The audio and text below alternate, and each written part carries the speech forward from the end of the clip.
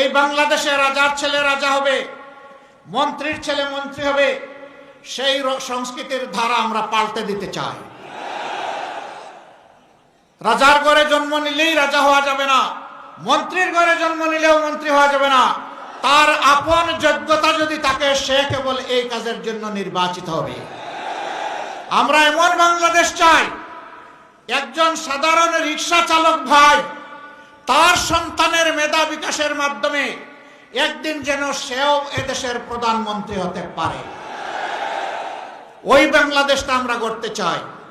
অতীতের বস্তা পচা রাজনীতি, যেটা ফ্যাসিবাদ উপহার দিয়েছে, এক না একতন্ত্র উপহার দিয়েছে, দুর্নীতিতে দেশকে চ্যাম্পিয়ন বানিয়েছে, ডুবিয়ে দিয়েছে, ওই রাজনীতিকে আমরা লাল কার্ড দেখাতে চাই।